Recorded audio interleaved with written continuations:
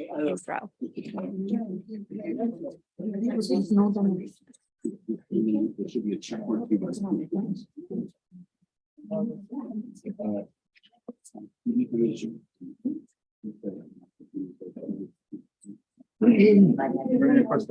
Right next to you. We're gonna change that. Okay, Carrie, are you? Sure. Hi. Hi, everyone. So greetings and welcome to the Chelsea Land Use Committee. My name's Carrie Keenan. Jessica Chait and I are the co-chairs of this committee, which usually meets monthly, and this is our October meeting. MCB4 has adopted a hybrid meeting policy whereby we will meet both in person and virtually. All community board member committee meetings will require an in-person quorum to come to order and conduct business. Board members are expected to attend meetings in person unless they have a disability or extraordinary circumstance as defined by the New York State Open Meetings Law. Excused committee members and members of the public will still be able to participate virtually. Committee members who are joining via Zoom must leave their cameras on to speak, and should we take a vote on anything, to vote. We encourage members of the public to join virtually for safety's sake. Tonight's meeting is still being recorded and is currently live streaming on YouTube. Our hybrid meeting policy can be found on the MCB4 website, as can our agenda for tonight, which is public. We encourage everyone to sign up for eBlast to get the agenda. If this is your first time at a CB4 meeting, there are some things to know about the process. We're here to hear from everyone, and we'll be inviting everyone who is here to speak. We'll provide 2 minutes and encourage people who have signed up to either raise their hand in the room so we know you want to speak, or on Zoom, so we can please maintain a civil discourse, because to be honest, what happens on Zoom is if there's a lot of noise in the room, we can't hear you and we want to hear what you have to say. So first, after each presentation, we will have a presentation tonight. The committee will ask questions to the presenter, then members of the public can ask questions or make a comment, and subsequently the discussion goes back to the committee. On some agenda items, the committee members may next vote to make a recommendation, which usually results in a letter for the full board to vote on. Sorry. Seems like it's going on a really long time, right? No, go ahead, Carrie, you're good. We'll shorten this, sorry. If you are attending virtually and want to comment or ask a question after a presentation and after the committee has spoken, please press your raised hand button on your screen and we will call on you to unmute. That's usually on the bottom right. If you're calling in, use *9 to raise your hand and *6 to unmute. If anyone has any questions about what I just shared, please raise your hand now. Okay, great. Then we'll move on to our agenda items, and I'll just turn it over to Jessica in the room. I'm sorry, everyone, I have the stomach flu, so she will be doing most of the talking. Thank you, Carrie. We hope you feel better. So as you know, tonight we have a presentation by NYCHA on the Chelsea NYCHA proposal, project timeline and site plan.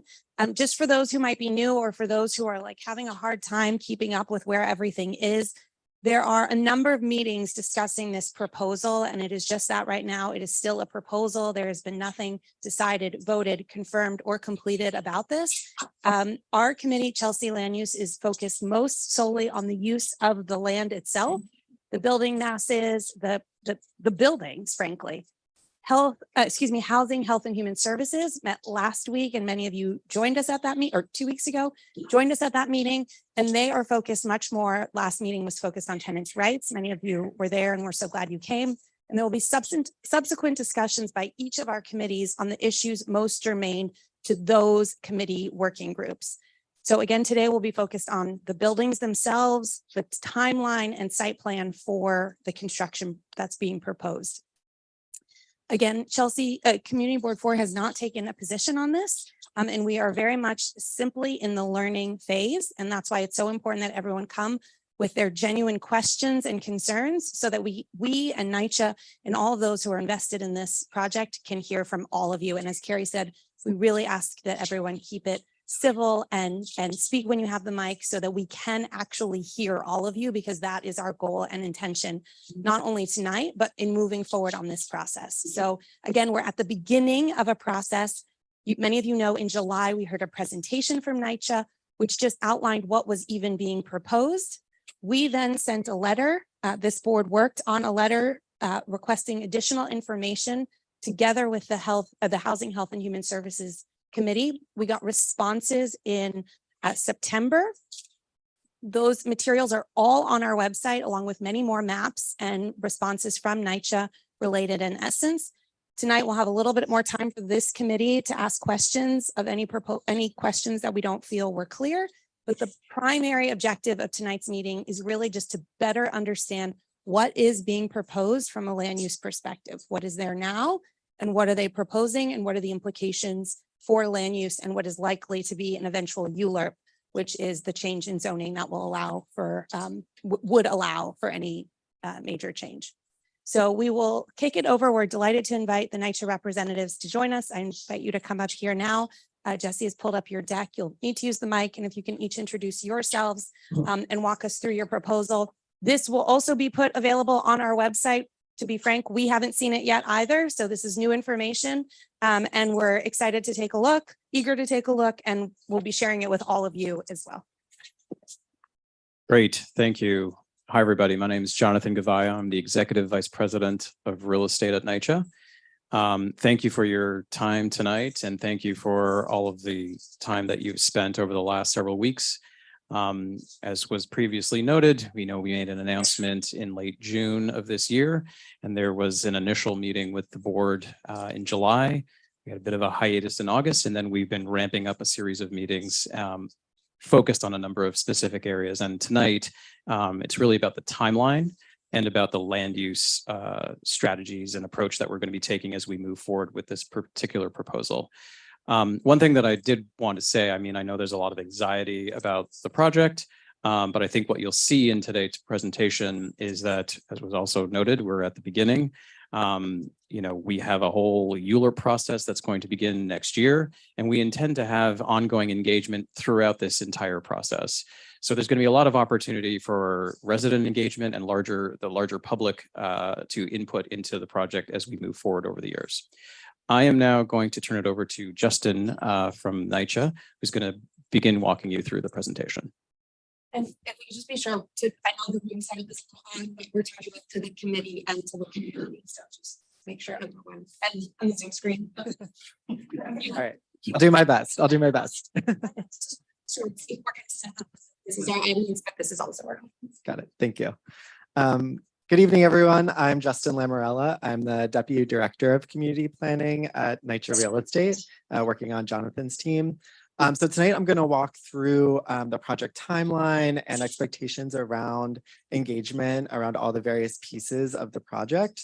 If you could go to the next slide, please. So this slide lays out how we're thinking about the project milestones. And I should say, these are really, subject to change and in flux. And as we, work through all of this with all of you and with the residents of Fulton and Chelsea, we'll continue to keep you all up to date as far as our expectations of when to expect, any of these work streams to be occurring.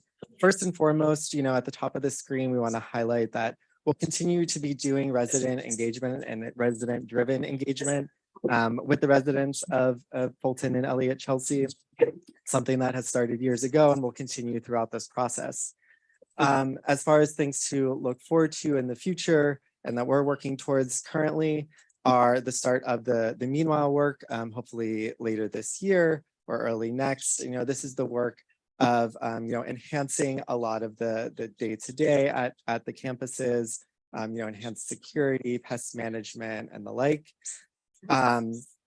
Also later this year, we're expecting to kick off the environmental review process. And so that would be preparing the environmental impact statement, something that we expect to take up a good portion of 2024. And then for all of 2024, for most of it, we plan to be working, with the residents, with you all, with the public, on the pre-certification, the preparing for ULURP of putting together the land use application documents. And then with ULURP to follow at the start of 2025 or abouts. At the start of 2025 as well, we estimate, and again, these are all approximations. We'll continue to keep you up to date as time moves on, but that's when we would expect to see the first phase of, demolition and construction of the first buildings that can be built as of right. Once that phase is completed, about 2 to 3 years later, we would then see the second phase. And again, at the end of that would be the final piece where all of the NYCHA replacement housing would be finished. And it wouldn't be until that point, perhaps by the end of 2030, that there would be construction of the third phase of the mixed income housing. If you could go to the next slide. So I want to zoom in on really these three pieces here, which is more in the short term of what to expect. Again, we will continue that engagement throughout this process as we have been doing. As I said, we expect environmental review to kick off later this year. And there will be opportunities within that for public comment during the scoping hearings, as well as the public comment for the draft EIS sometime in 2024. So that's sort of what to expect there. With pre-certification, again, there's a lot of work that still needs to go into refining the proposal and working with the NYCHA residents on site, with Community Board 4 here, with the elected officials, Department of City Planning, to finalize the plans, the site plans, the buildings, and the land use actions. And so that's the work that'll be happening in 2024. And then in 2025 would be the start of the ULURP process, which, as you know, would move through the Community Board, Borough President, City Planning Commission, City Council, and the Mayor. So that's really where we're at and where we're expecting to go. As I said, we'll continue to keep you all up to date, the public up to date, and the residents at Fulton and Elliott Chelsea up to date as things change, as we continue to work together to refine the proposals and get to work. So with that, I'll pass it on to Jamar, who will talk through more of the specifics of the site plan. Thank you. Good evening, Jamar Adams, Managing Principal at Essence. So thank you guys for coming out. First slide on this page now is the proposed project for Fulton. So on the left-hand side of the page is these existing buildings. There are 11 existing buildings. There are 3 high rises, roughly 24 stories. And then there are 7 low rises that are 7 stories.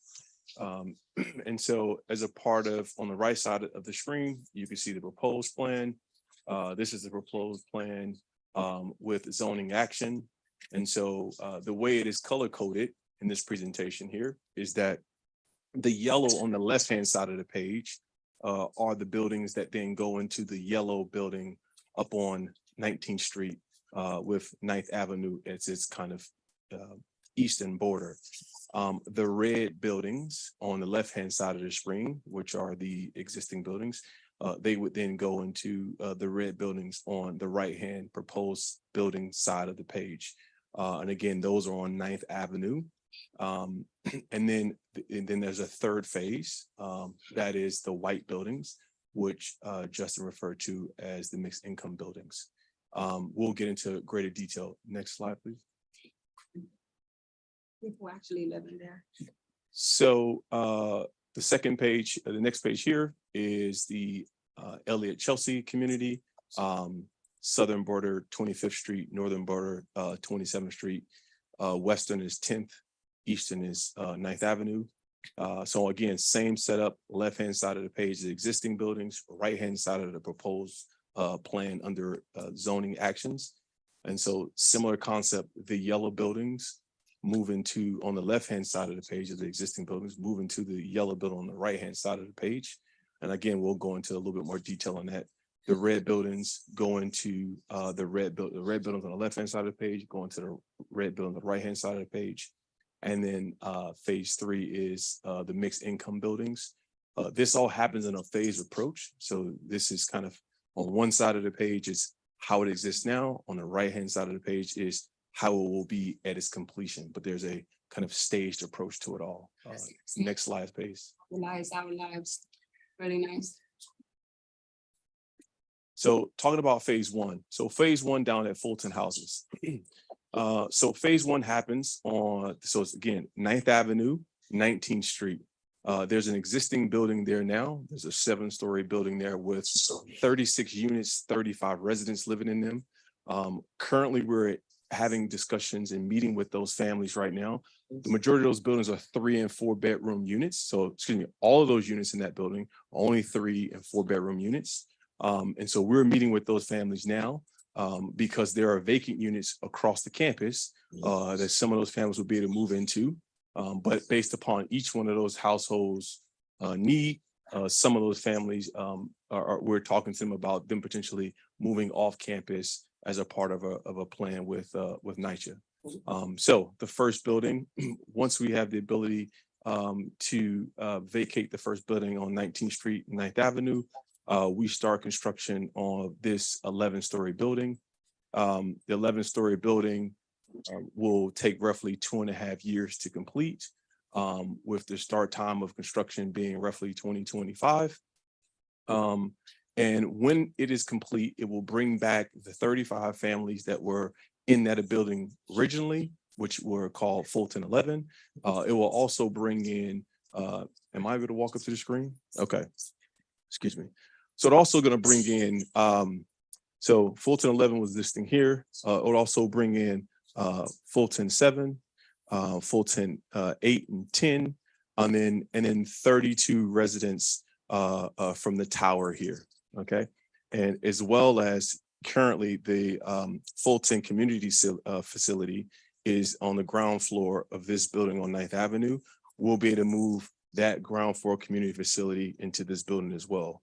And so you'll have those 4 buildings, here with the community facility. That is phase one. Next slide. So Elliott Chelsea, this is the first phase for Elliott Chelsea. Currently, there's an existing building on this campus here. It's Chelsea Addition. There is 96 units. They are all 1 bedrooms. Currently, there's roughly 85 households that are occupied.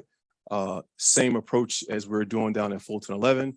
We're meeting with each one of those individual families. There are a number of vacant units on this campus. We're talking to them about potentially moving into vacant units and renovated units on the campus. Some of the families, because of health needs and other things, may need to move to a designated location off campus. But again, a part of the plan, once we relocate that building or empty the building, not only the residents, but also the Chelsea Addition is in that location as well. We will then build back the Chelsea Addition Center, the Chelsea Center, Chelsea Addition, and then again, we will move in this Elliott building on 10th Avenue between 26th and 27th, as well as the Chelsea building closer to 9th Avenue between 25th and 26th Street. All right. So you'll have on the ground floors and up the Chelsea community facility, which will house Hudson Gill. You will have the Chelsea Addition units, and then you'll have the Elliott units as well as the Chelsea units. As of right now, that building is at 39 stories. Again, start time being 2025 and completion being closer to 3 years for that structure.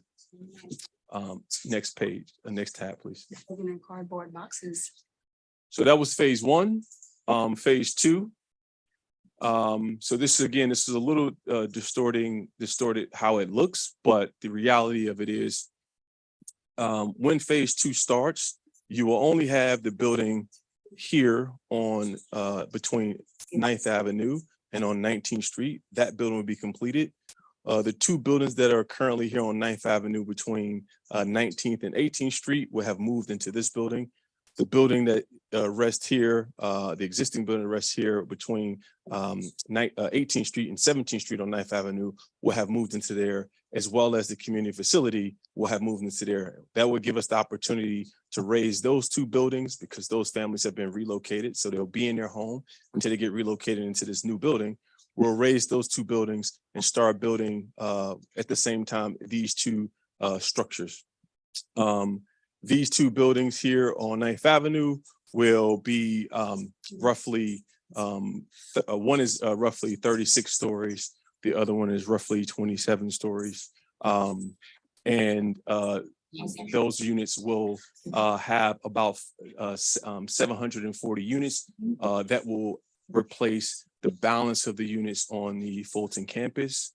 And those units will take us about 2.5 years to build and complete. And once complete, the families from the Fulton community would move into those, and those will be their new NYCHA replacement homes on the campus. So that is phase 2. Yes. We want to let you finish the 7 slides. I think we're going, I just want to get you working on that to just these images here. Okay. On this. So Okay. we haven't seen what you're about to present, so let's hear that. We can be prepared to go back to the specific. Okay. Proposed building ones, et cetera. Okay. Next slide, please. I'll try to speed up so we can get to that point. So similar concept here, little not necessarily reflective, because when phase 2 starts, you would only have this building here, which would have rehoused the Hudson Gill facility, so the Chelsea community facility. We'll have rehoused the Chelsea Addition families, which would have housed the families from Elliott who currently live on 10th Avenue between 26th and 27th, and the Chelsea residents who are on 25th Street between 25th and 26th, closer to 9th Avenue. They would only be the people that have been housed on the campus here. Because we have vacated those units and moved those families into those buildings, we have the ability to raise those buildings and then build these two buildings here, buildings 2 and buildings 3. Building 2 is currently at 27 stories, and building 3 currently at 17 stories in our plans. And that would allow us to house an additional 660 units of families on the campus. And therefore that'd be the new NYCHA replacement homes for those campuses. 10 by 10. And that's phase 2. Next slide. All right, so now phase 3. We're moving to phase 3. The residents of NYCHA have been replaced and been moved into their new NYCHA replacement homes on the campus. As we talked about before, they're moved in, they're only paying 30% of their adjusted gross income and rent.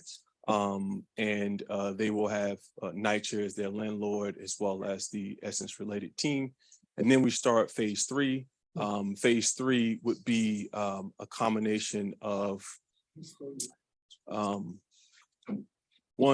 2, 3, 4, 5 buildings.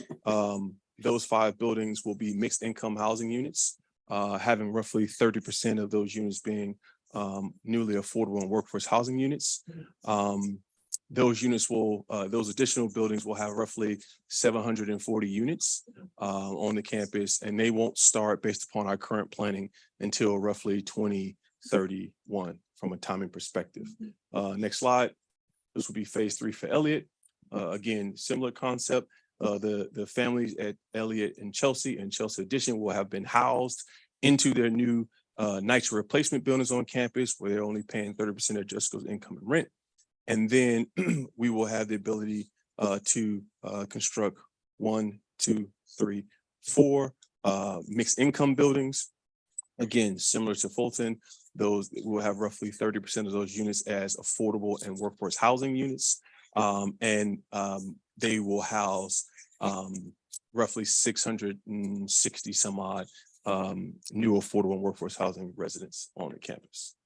Next slide. I think it gets to this is a little bit of the site plan. So this is a site plan for Fulton. We are replacing currently, we've kind of created a green spine throughout the campus, connecting 19th Street to 16th Street. We have, as you can see here, there's an outdoor basketball court on the campus now. So we'll be rebuilding that outdoor basketball court with kind of an entry plaza to this kind of nice, very nice green spine. We will have a number of different play areas for younger kids, seniors, as well as some kids with, mobility disabilities. And so this is currently only just a working draft and plan as we plan to go sit down with the residents to talk to them about exactly the program that we want to see and they want to see on this campus with this green spine, as well as some of these interior courtyards where we wanted to keep it a little more passive, a little quieter, but we'll continue to work with the residents to make the determination on those plans. Next slide. This will be Elliott Chelsea. So again, similar to Fulton, creating a connection space. It's actually a connection underneath this building to kind of a visual corridor of the park just north of here. But also here you see these interior courtyards, which are larger, having a lot more programmable space. Again, dog runs, gardens, community gardens, play areas, shaded for seniors. And again, we will work very closely with the residents of the community to determine what ultimately we are seeing here from a landscape program. Next slide, please. And so this kind of just pauses on the fact of at the conclusion of the proposed plan, you would have 2,056 units of replacement NYCHA housing on both campuses. You'd have roughly 3,500 units of mixed income units that have been created on the campus, so additional units. Of that, you'd have between 700 and a little over 1,000 affordable and workforce housing units, and you'd have 2,450 units of market rate housing units. And then on both campuses, you have somewhere around 230,000 square feet of both commercial and community facility.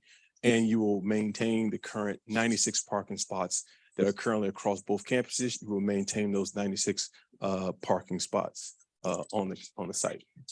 Next slide, please.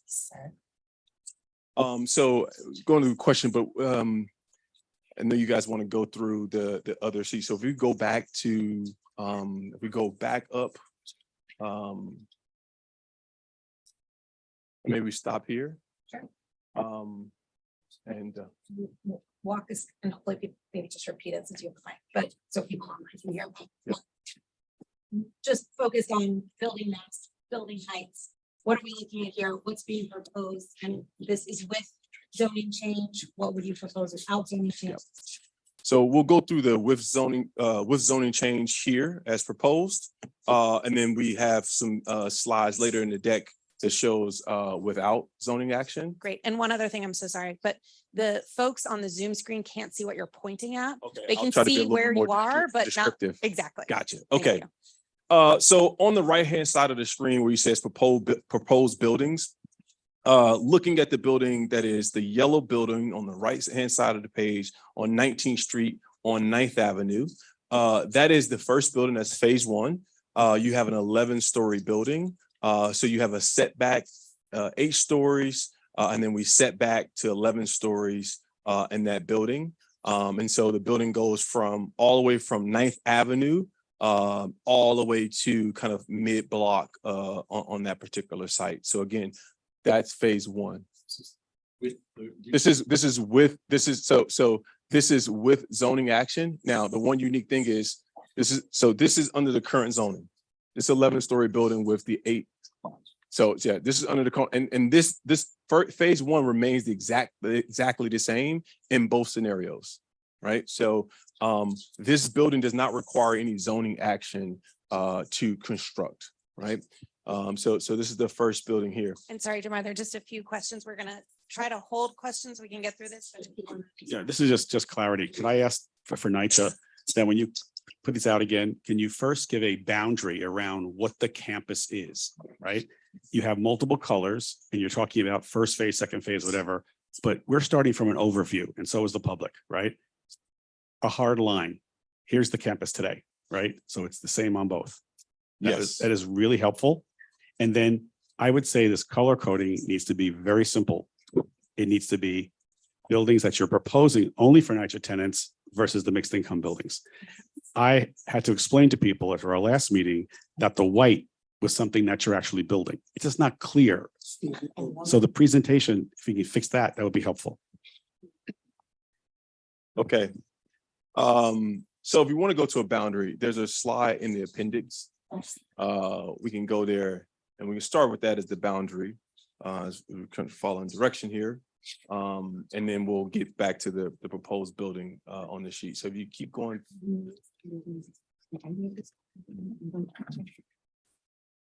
Keep going. So here. So this is the boundary of Fulton. It has been outlined in these red dots.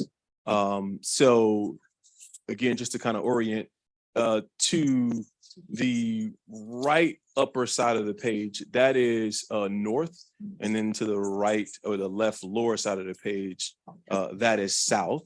And so if we're talking south, the bottom of the screen here is 16th Street.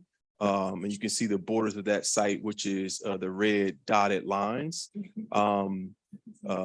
As you go, the northern part of the site is 19th Street. You can see the building starts on 19th Street and then kind of is the red dotted lines to outline that site. You can see a little bit of the existing zoning. And so you can see here, this black trace line here, which kind of intersects the site, not a huge area, but intersects the site. That is the Chelsea Special District that is intersecting the site. And then the balance of the site, for all intents and purposes, is R8 and then C25 from a boundary perspective and from a zoning perspective, currently speaking. If you go to the Chelsea site,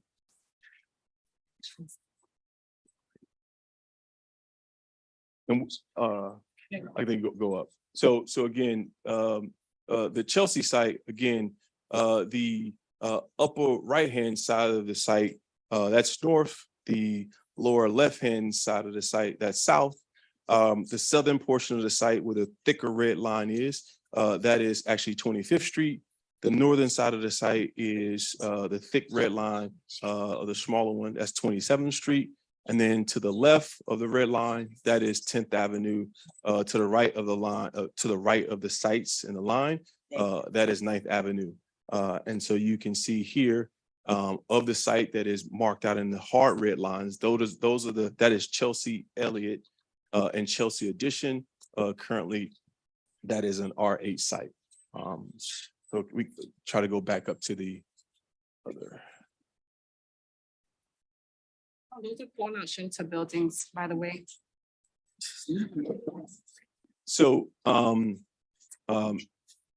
we should actually put the borders around these to your point, Joe.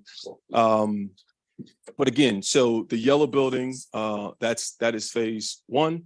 Again, that does not require any zoning action. Phase two does require zoning action. And so you can see there's two buildings here, both on 9th Avenue. One is the closer one that's between 19th and 18th Street. The tower portion of it is roughly 28 stories.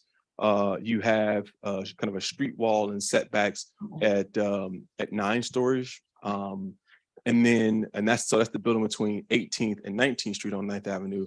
The building between 18th and 17th Street on 9th Avenue has a tower that is 36 stories. And on the northern side of it, you have a 12-story kind of podium there. So it compares to what's there now. So now going to these same areas here now on 19th Street. So the building has the address of 401 West 19th Street and 419 West 19th Street. That is a 7-story building currently. Same thing on the buildings, the yellow buildings on 9th Avenue. So 412 West 19th Street, 400 West 19th Street, 401 West 18th Street, and 411 West 18th Street. Those are 7-story buildings.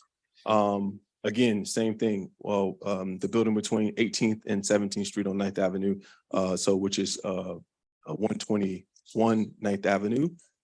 That is a 7-story building. And then kind of down the center spine of the campus, if you're looking at the addresses, it's 420 West 19th Street, 419 West 17th Street, and then 418 West 17th Street. And so for everyone in the room, as I point to it, 420 West 19th, 419 West 17th, and then 418 West 17th Street. Those are 28-story towers currently on the campus.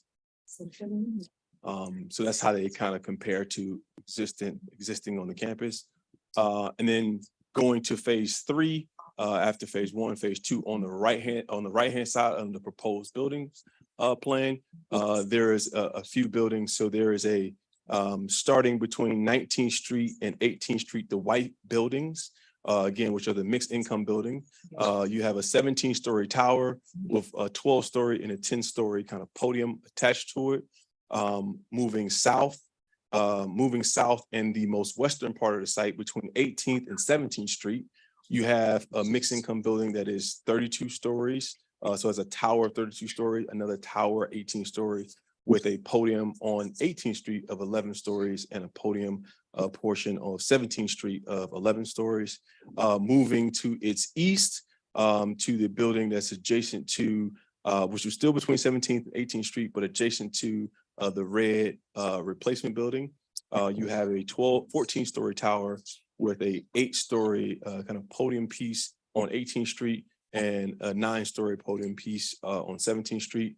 And then when you move south, working from the 9th Avenue site to the left, starting on the 9th Avenue site on the kind of most eastern portion, you have a tower that is 34 stories. And then the podium between 17th on 17th Street and fronting 9th Avenue is a 12-story podium. The podium that is on 16th Street is a 10-story podium. And then you have an 8-story podium that's kind of just out there.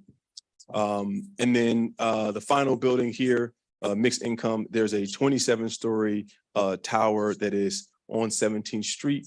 And you have a 9-story kind of podium arm on 17th Street as well.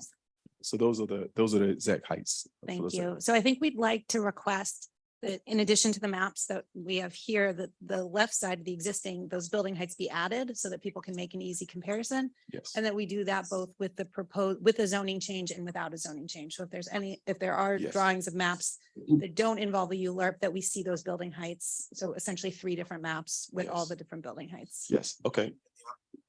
With the the outline as addition well. of the outline. I Yep. got that.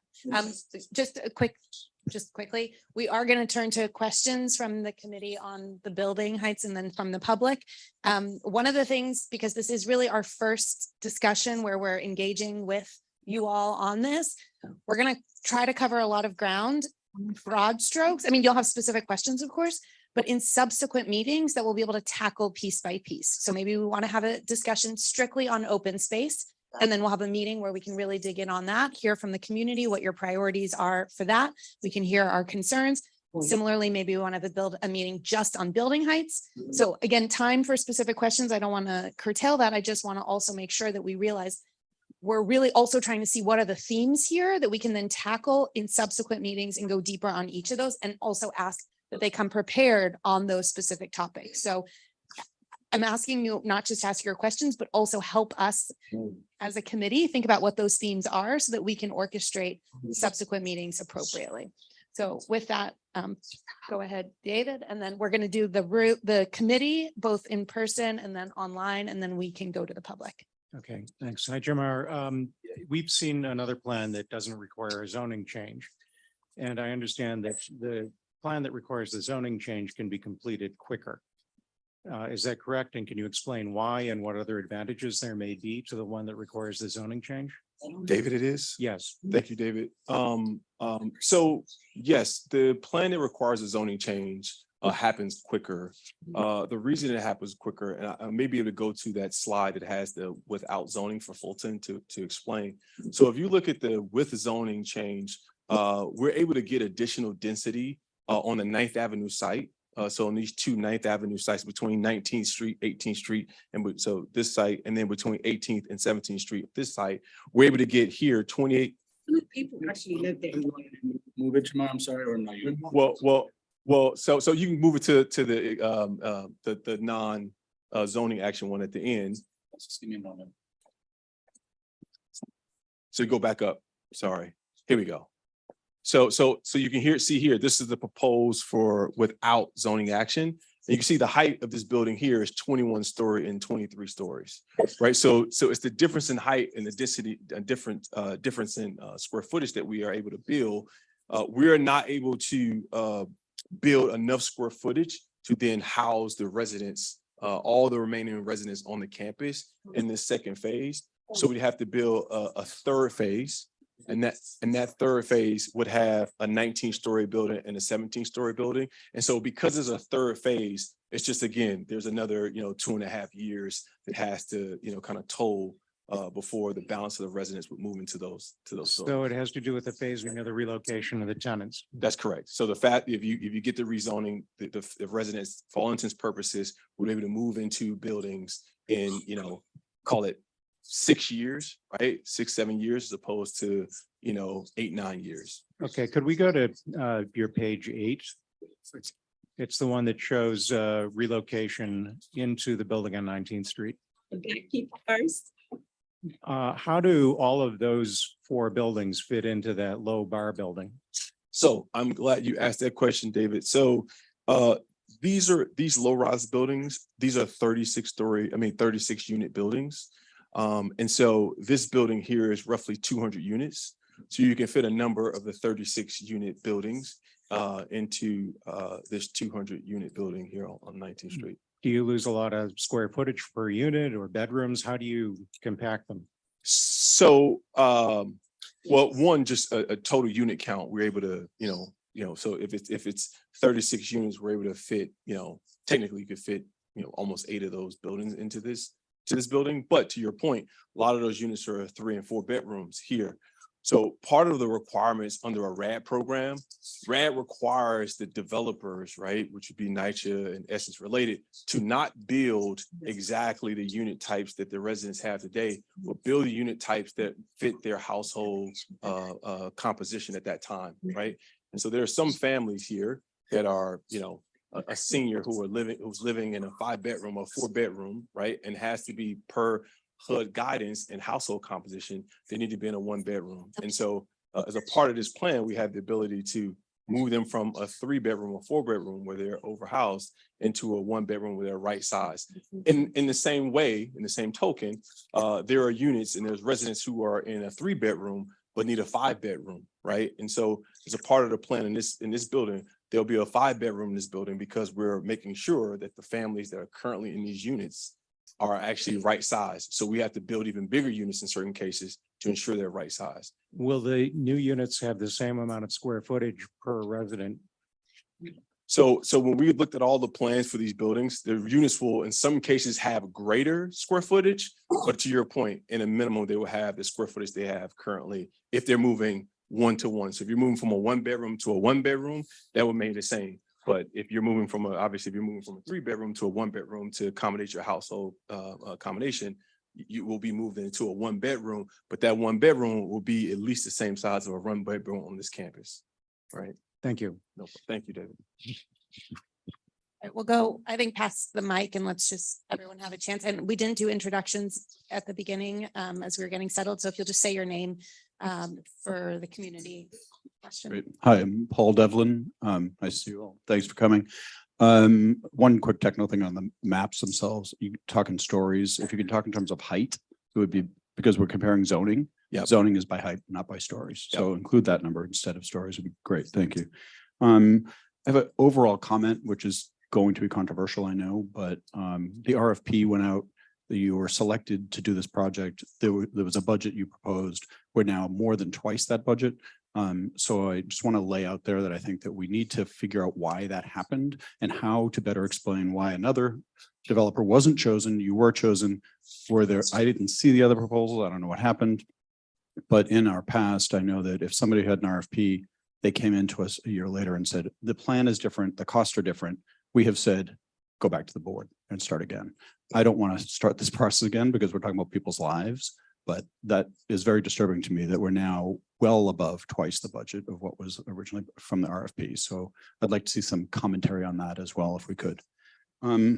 The other thing I wanted to ask about was, given that you're adding 3,500 units under the rezoning, for our analysis to help in whether or not to support such a rezoning. It would be good to know what your proposed changes are after the EIS. Now, we sent you a multi-page letter requesting information, and a lot of your responses were that will come out in the EIS analysis. But there are environmental concerns we have. There are school seats we have concerns.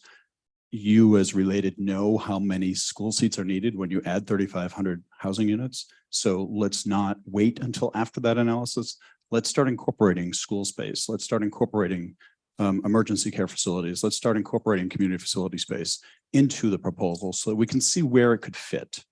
Because if you get 3,500 more units on the rezoning, you're going to have to address these other issues. So I'd suggest we start planning for that now as well and start incorporating some of that language into what's going to fit on the campus, where it might be proposed. If not, you've got a lot of discussion about relocating tenants, which I defer to HHHS on that, and I don't want to get into that, but you already talk about how if they can't fit in the current campus, you have other facilities within Chelsea neighborhood that you can house people. If you could start thinking about that same way with schools, emergency facilities, community facilities and things like that, because we know that's going to have to happen. And in order to get this rezoning approved, we know we're going to need to have that information. So to ask you to incorporate that too. Thanks. Thank you. I'm just gonna go on right now. Please go ahead. Hi, I have a question. Just looking at what you show. My name? Oh, Bert Lazarus. Had to think twice, sorry. Bert Lazarus, yes. Very dense. Okay, we can't deny the fact that it's very dense. Do you have any metrics on before and after in terms of the density of population? And do you have any metrics comparing the current and then the proposed after to the rest of the community?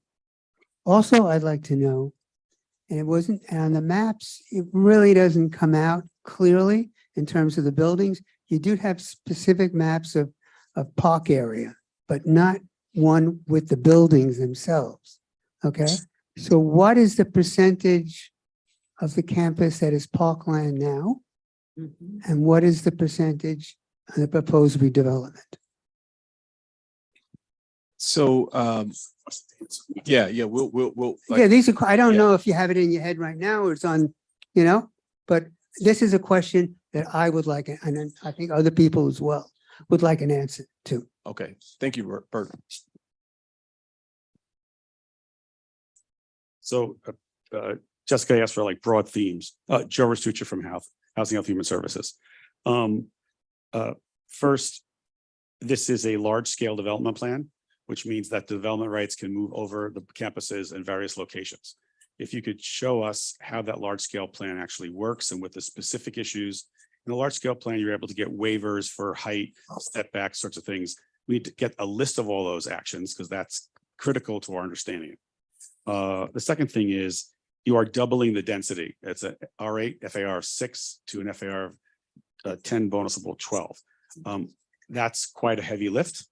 And we're going to ask again, how do you work on that? And to what degree the density is specifically the increase of density is driven by having to increase funds to do the construction for the NYCHA side. We don't understand that equation at all. So in general, we're going to ask going forward, and this is going to happen more in housing, but let's bring it out here, the whole financing structure, because we spent a lot of time in that in the Chelsea Working Group.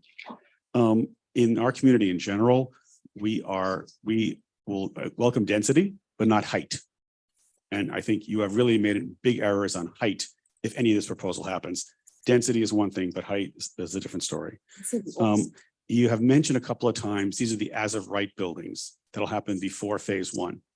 I would strongly caution the whole development team and NYCHA, the idea that you're going to pick up a shovel in the ground, build buildings that you can build without having any zoning changes, yet ask for a zoning change, basically creates a fait accompli that there's no way out of it from there.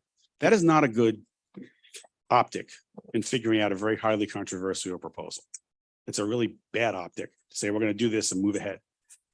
And lastly, a lot of this has been put together as a way, if we do it this way, it happens sooner. Well, when this was a renovation plan, that was one thing. you are now proposing an entire redevelopment plan for a vast part of the neighborhood that's going to be affect more than just NYCHA, affects everything around it. And just say what it is. It's a demolition and redevelopment plan. You put demo in the slides for the first time. I'm happy with that. But this is a different thing, and how long it takes and how many years and what happens. The last piece is from the branding part. Can we get rid of the phrase meanwhile work and just call it interim repairs? So everyone knows what that means, because I've had a lot of people ask me that question so far. But this is a good start, but we need to get a much clearer layout on things. Thank you, Joe. I also my mistake, we should have had Chelsea land use members go first. So I'll be mindful of that, but thank you for your comments and apologies to my committee members. We'll do better. I'll do better on that. Viren. Hi, my name is Viren Brahma. Just a quick question. Paul and David asked, and Joe as well asked very important questions regarding density. One of the things that you haven't talked about that you might want to discuss next time you make this presentation, the unit types and distribution. So what kinds of apartments you're building, and whether it's 1 bedroom, 2 bedroom, 3 bedrooms, plus Chelsea addition, if I'm not mistaken, is a senior citizen project. And that requires a very different sort of approach as to how you handle it. So are you going to put them in any building, or are you actually designing something that's going to be relevant for senior citizens? Thank you. Thank you, Viren. Can we go to the slide that showed the unit mix? 22,000 new units for NYCHA, 3,500 new units. I've got some questions on that, please.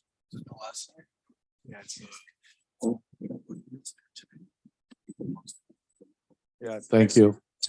So currently, that's the exact amount of residents now, 2,000 households, 2,056? 2,056 units currently on the campus. In any part of this plan, is there to have more NYCHA residents?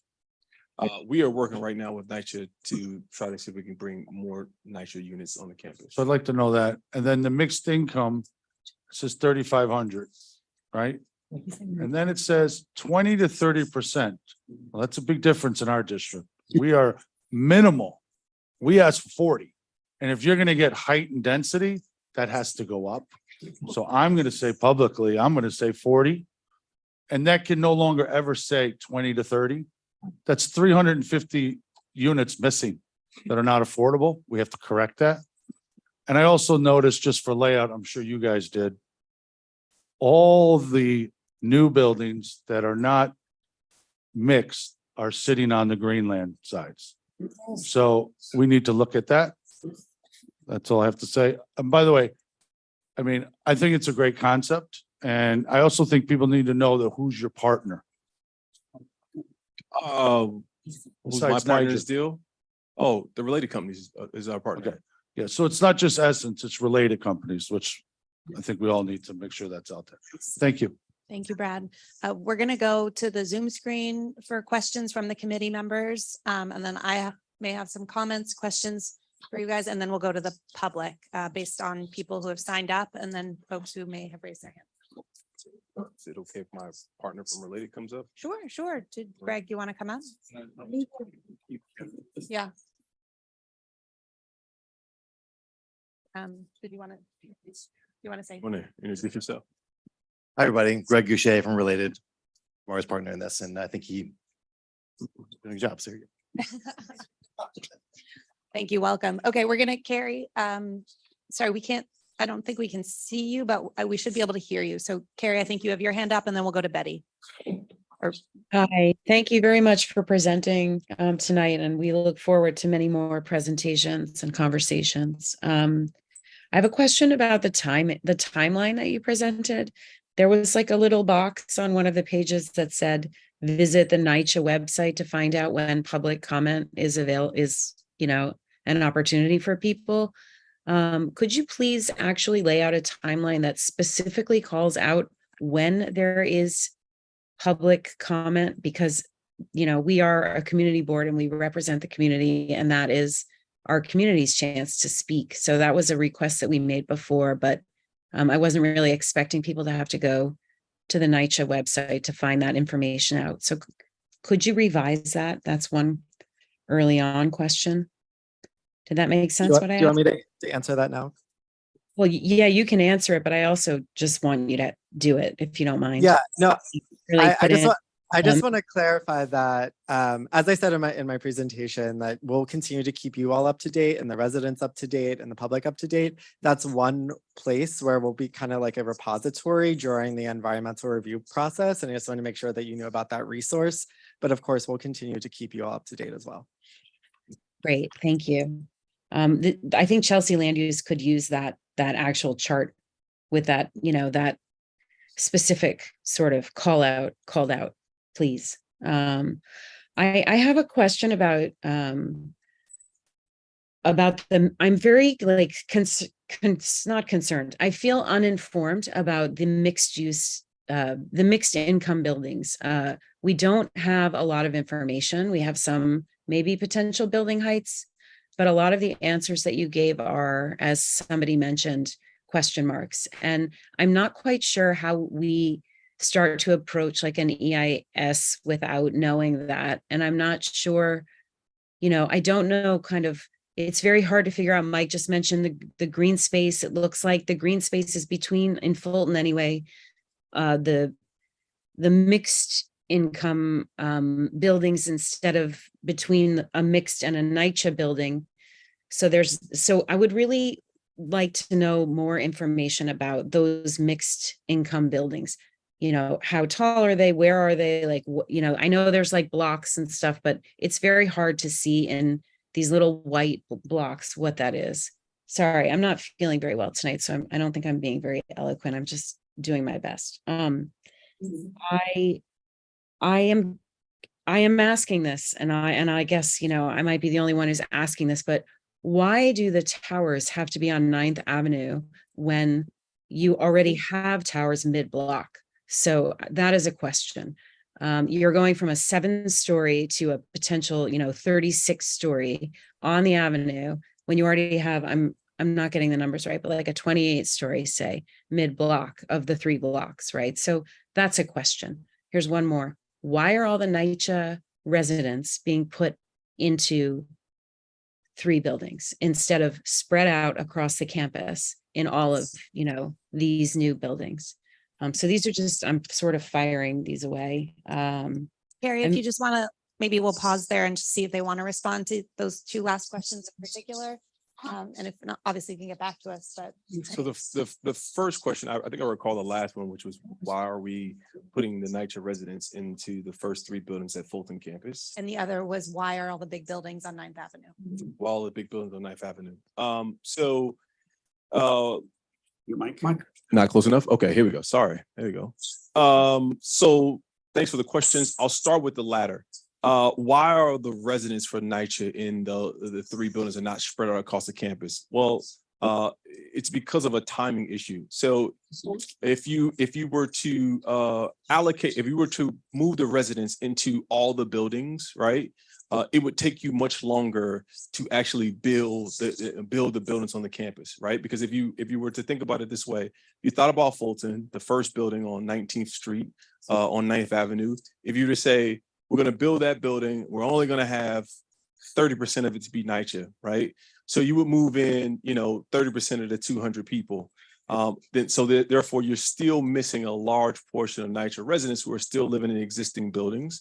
And so then you would build a second phase, right? And let's say you only did 30% there. You would still have a number of residents living in their existing homes, which then elongates the process of which, again, most of the plan comes from, guidance of residents and the resident leaders saying, we want to have our housing, we want to be in new homes quicker, sooner. And so the way we were able to do that was opposed to spreading them out across all the buildings. It was to put them into the first building so that they would have brand new energy efficient homes sooner, faster than to do it in a later phase as we were spreading it across the campus. And the second question that was asked was regarding why the buildings on 9th Avenue. So again, at one point in time, one of our original conversations that we were having with resident leaders, you had the first building on 19th Street on 9th Avenue. You had one building on 9th Avenue, and you had another building that was actually kind of catty corner to the Caledonian. So that was on 17th Street, closer to the Caledonian building. And residents started to say to us, why are you trying to hide us in the back of the campus? Why are you not putting us at the front of the campus? And we said, it's wherever you guys want to be. And so based on those conversations, that's why we moved both of those buildings up to 9th Avenue. And then again, the height of it just comes down to, again, the square footage needed to actually occupy and house the number of residents. So If I may just say a few more things. I really, really, we need to know the 3 maps that I don't recall who asked for them, but sort of the as of right, the proposed, rezoning and existing, because we are struggling to understand this information, I think, clearly. So if you could please make sure that we have those, everything is sort of outlined by those 3 things. As well as, now I've forgotten. Okay, I'm good. Thanks. Thank you. And I'm going to bring it up again, but thank you. Thank you, Carrie. Thank you, Carrie. We're going to go to Betty and then Mike and then Marty. Yeah. Hi, thank you for the presentation. This is like a really huge amount to show at one table. I think in terms of the graphic presentation, at least because since I'm watching online, it was very difficult without a pointer. So maybe whatever you can do, maybe people who were in person had a pointer when you presented. Is that right? I don't know. Thank you, Betty. We can work on that. Oh, anyway. Can I make a suggestion? If you could label the buildings also by how you're describing them, by the lot or the number, that would be really helpful. Then we can follow along a little bit better without necessarily seeing a pointer. Thank you. Anyway, I also thought that I would think it would be very useful if you had a block by block graphic for each block, because the buildings are so tiny when you're looking at them. And anyway, I find it very difficult. This one goes to there and that and the other. In terms of the relocation of people, I don't think you have to dwell on that for this meeting, but when you get to the HHHS committee meeting, I'd like you to be sure you discuss where are these people going to go? I mean, there's so much of a housing crunch. How and once they are relocated, then are they supposed to then move again to the new building? So it would be, you don't have to answer it now, but if you could just clarify that relocation situation, that would be really great. And I still am baffled how this plan is going to be implemented faster than a renovation plan, but you don't have to address that now either, but I think it would be useful in the future if you could address that. And also when you get to the other committee, you need to define what the workforce residents would be, that certain kind of income bracket or something. So that needs to be defined. So I'm sure I'll think of lots of other things, but that's it for now. Thank you. Thank you, Betty. We'll go to Mike. Yeah, thanks, everybody. I like the presentation. As you know, I've been I've been an evangelist for this project. I talk to people all the time about it, and I try to give them a sense of the timeline, because that's always, the first question. Oh, am I moving? Am I getting evicted? And all this stuff. So just for openers, because I've got another question. Just for openers, what can I tell people is the very next affirmative action that's going to be taken between NYCHA and the partners in terms of getting this thing underway? When can we see something that actually triggers this whole project's commencement? All right, that's one thing. Just to give people a better sense of how this thing is going to take off. The other thing, as much as I am a great proponent for all of this, I look at the the meanwhile period, or as Joe says, this time when repairs are going to be made. Mike, And we're having, that's a long time. Mike, you're You know, breaking all up a those little bit. things have got And to maybe you happen just want to turn your well. video off so we can hear you Oh. more clearly. That might help. Turn the video off. Okay. That Okay. might Hold help on a your. second. Hold on. Okay. My machine. Okay. Hold on. All right. So look. Oh yeah. Look. I think I am louder. Look at that. Yeah. So this period during which you guys are going to be working on repairs. These are existing work orders to come. That sort of thing. All right. Right now, we're getting to the point where that the transition period is going to start. That's the period during which you guys work hand in hand with NYCHA and work together, all right, to get these things accomplished. My problem, and I am becoming less of a voice for you, I can't get a simple thing done here. I can't get the superintendent to answer my phone calls anymore, the project manager to answer my phone calls, and you guys as well. We have not had an intercom functioning in this building for well over a year. It is a tremendous inconvenience and safety issue, and everybody's giving me the runaround. It's one excuse after another. They brought somebody in here a few weeks ago who in fact broke the system worse. I can't speak to anyone. Now, when these folks come up to me who live here and start complaining about getting the simplest thing accomplished, they say, why should we trust NYCHA? Trust. It's always, we don't trust, we don't believe, that sort of thing. Well, I would like to give them something to believe in and get this bloody intercom done, right?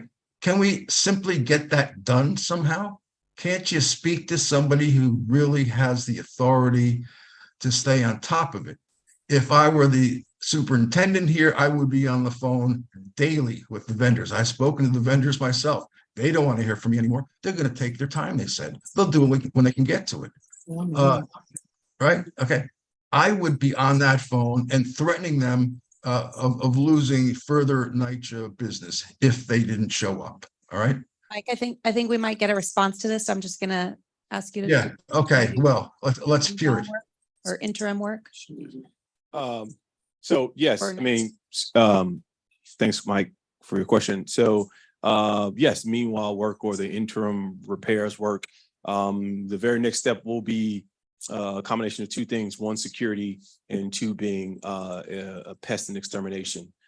So those are the two next things that will happen on the campus. Those are the two next action items. Following up to that would be, one of those items would be exactly what you're talking about, which is to repair the intercom system. So again, those are the next steps. And as a part of the plan as is currently proposed, those obligations to do that work would be on the Essence related team to do. So. Is there a timeline for that? Well, question is when, Jamar? When? So we're gonna have security. We're gonna have security on the campus by the end of this year. There's a 45-day mobilization period. We have started the 45-day mobilization period for security to come on the campus. The dollar bug as well. Like, a part of our plans is to get the dollar bug and the extermination going on the campus at the end of November.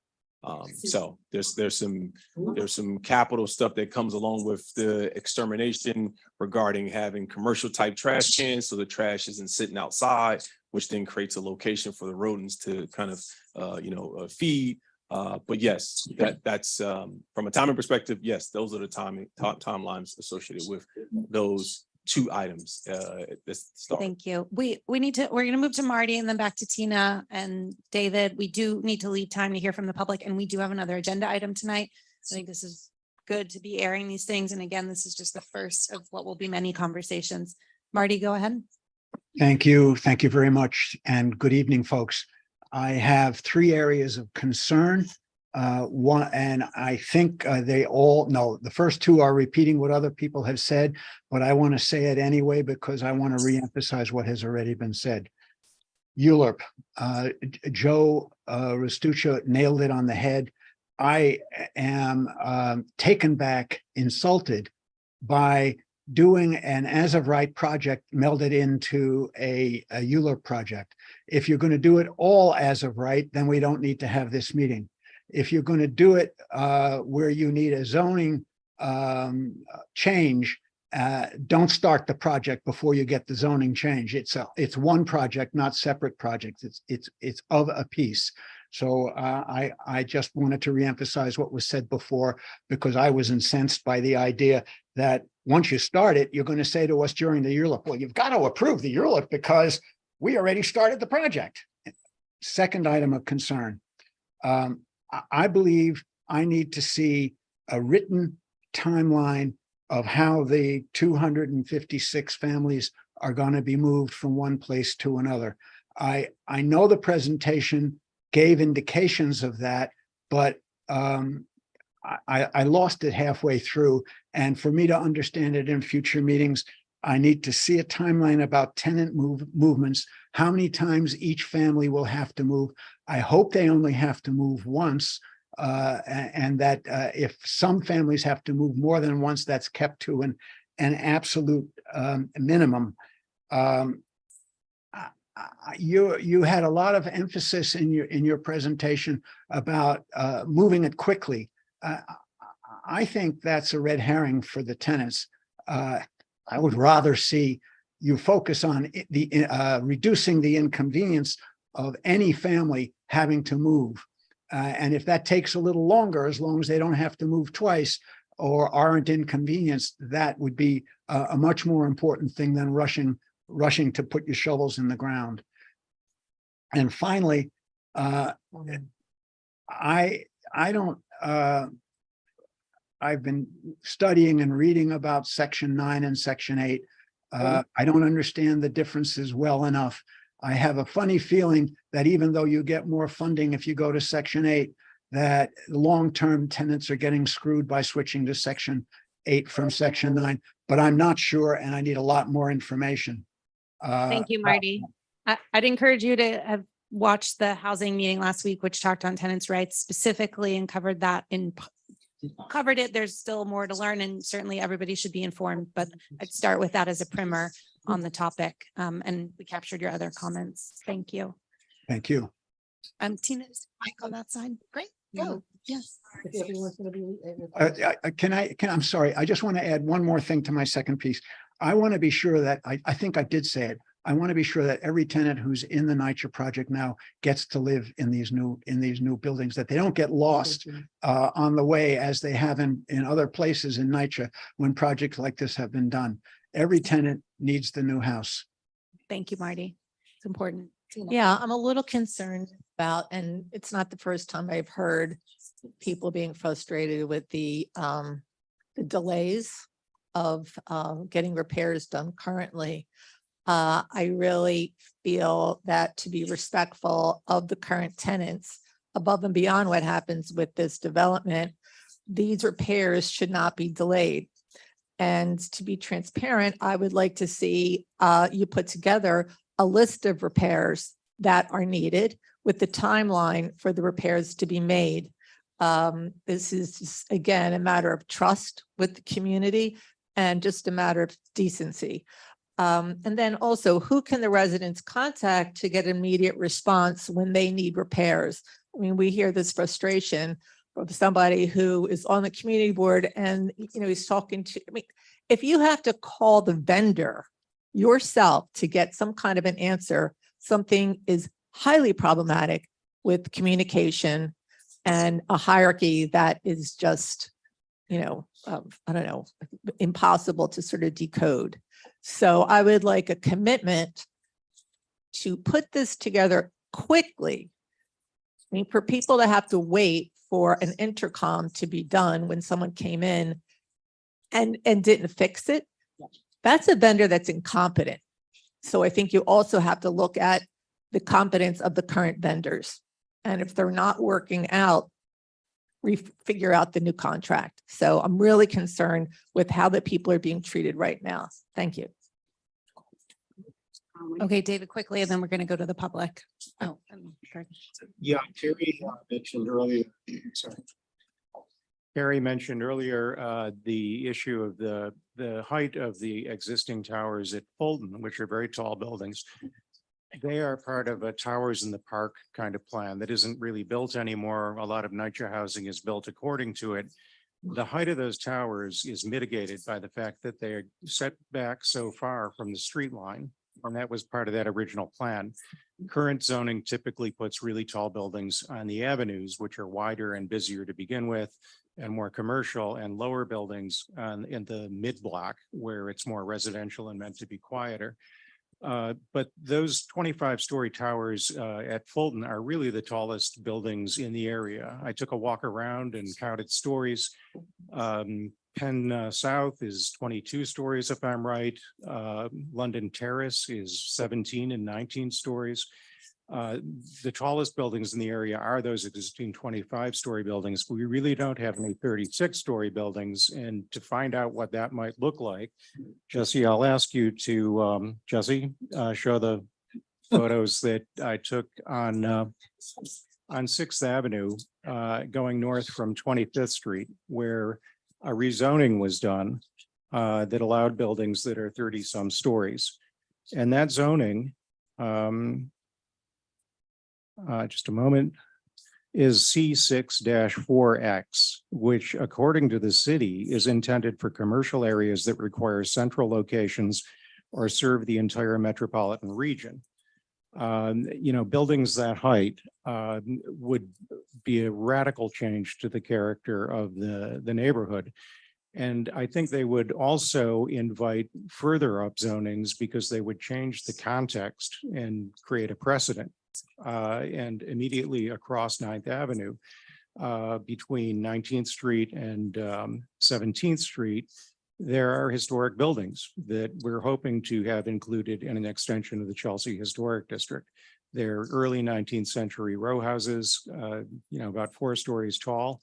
So there's a big issue with juxtaposition of really tall buildings with a historic area. And with creating a precedent that I think really goes against the character of the neighborhood. And what I'd like to do is, I guess Jesse has the photos here. Yeah, this is looking north on 6th Avenue from 27th Street, where you can see a building that's 30-some stories across from historic row houses. And that's the kind of juxtaposition we would have on 9th Avenue. And there's one more photo that shows what it's like with buildings of that size on either side of the street. And to me, that feels much more like Midtown than like Chelsea. And, we should be aware of that. That's what's being talked about here. Thank you. Thank you. Yeah. Greg Morris. So just one thing, housing is the priority in the conversation we should be having.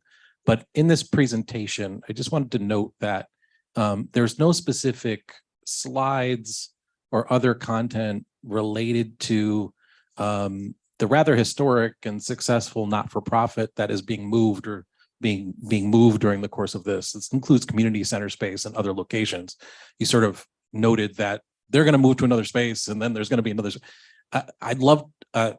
I expect to see more clarity as to what the plan is specific to that organization and the access that they will have. There are people who work there. The community residents receive services there. And I assume they're going to be relied upon throughout the course of this process to support residents in different ways and other neighbors. So I would just expect that in future presentations, there'd be some content to be able to explain what that strategy and expectation is. Thank you. So again, we're hearing some themes. Certainly that is one theme that we're going to want to talk specifically about, which is the use of the organizational space as well as commercial space at another time, and some of the other things that, of course, we heard today. We are going to hear from the public. You signed up to speak. I think the best thing for us to do so everyone can hear you. Jesse, you want to do the mic back there or have them come up? Okay, we'll have you come up. Yeah, I think we'll have you come up to the podium. I'm going to call 2 names at a time, 3 names at a time, so we can keep people moving. And we do have another agenda item tonight and we have to end by 9. So if it is not on the specific topic of land use and it's about something else, I'd encourage you to go to that other meeting, or you can email us or find time separately to talk about the issue. Yeah. Oh, please. So one of the fun, interesting things about this space is that at 8 o'clock, the doors lock. So if you go outside and the door is shut behind you, you can't get back in and you have to bang on the door and someone has to let you in. So I'm gonna keep the doors open with a little wedge. Please leave that there if you step out. Thank you. Thank you, Jesse.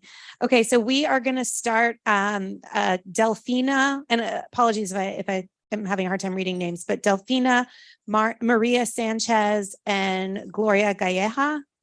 If you want to come up here, we have a microphone. We are going to use the timer. And after the second person, I'll call the next three people. And please say your name. So I'm speaking for those people that you just mentioned. They don't speak English, but they are present here. Do you want them to raise their hand? Okay, what about them? Does it matter? Okay, all right. So my name is Delfina Plasencio. I've been a resident of Chelsea almost 50 years. I worked all my life and have raised my kids here in the Elliott buildings. Living in public housing has been a blessing over the years in raising my kids. The benefits that we have living in public housing is indispensable. Relocating from my forever home to an unknown place or the new building is going to send me to an early grave. Please help us in preserving our homes, our community, the only place I have and know to be home, with a loving and happy history. I don't want to be stuck living in a construction site for the next 16 years at the whims of rich and greedy developers and the very few who want it. Please help me, my family, and my neighbors in staying in our homes. Demolishing is not a necessity. Just put in a new plumbing system. Our buildings are not falling apart. This narrative of deteriorating buildings is based on exaggeration and lies.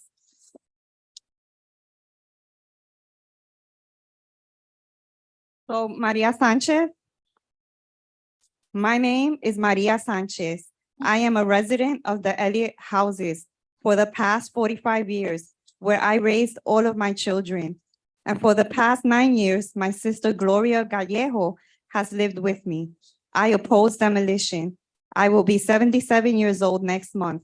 And the 45 years I have living here is all I know to be home.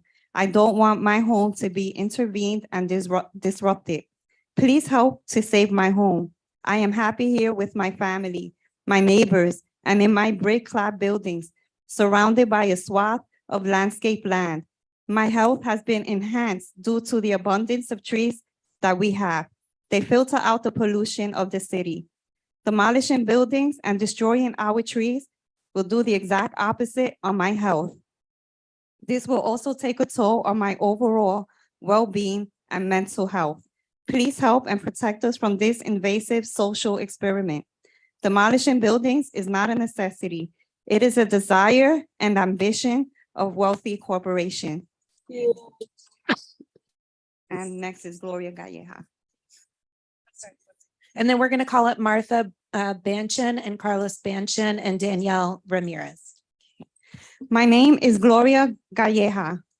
I live in the Elliott houses for 9 years, but I have a history of 45 years in the Chelsea development, visiting my sister Maria Sanchez. In this community, I feel safe and secure, and I oppose demolition. In 8 months, I will be 93 years old, and I can't be disrupted from my tranquil living environment. Please help me. I represent many other elderlies who cannot be disrupted from our serene living surroundings, living in a construction zone for the next 16 years, exposed to all sorts of pollutants and toxins and noise and obstruction, which will also be visually unappealing. It's not my idea of living out my golden years. I am pleading for your help. We are pleading for your help. It would be a crime to allow this drastic and avoidable venture to take place. Please save our homes. And next is Marta. Yeah, Martha. I'm Marta Bandion from the Elliott building. I do not want to leave my apartment. My husband and I are elderly, and we have been living here for 18 years. We could use some upgrades, but there is no need to demolish. I love my community as it is now.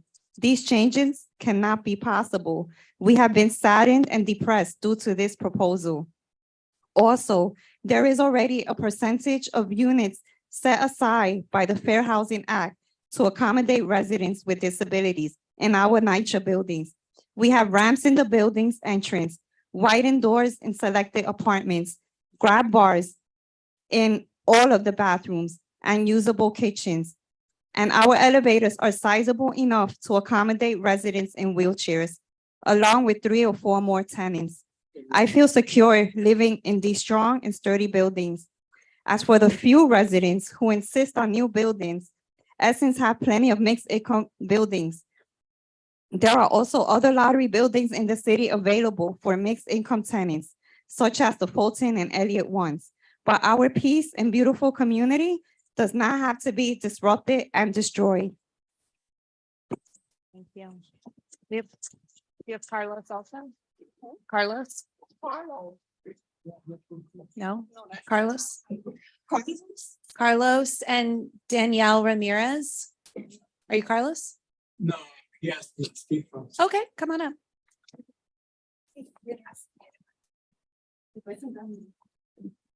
My name is Jose Huertas. I'm from Harlem. I've been asked to speak on behalf of Carlos, and there was some confusion. I apologize. My name is Carlos Bachon. I live in the Elliott buildings. I've been there for 18 years, along with my wife, Marta, who I think you already heard from. I am 82 years old, and I feel that living in this particular community with all the greenery and abundance of trees helps me to maintain my healthy lifestyle. Presently, I have no detrimental health conditions. The current proposal will further deteriorate our environment. Do not add toxic particulates to the proposed areas. No demolition. Protect NYCHA residents. Safeguard our health.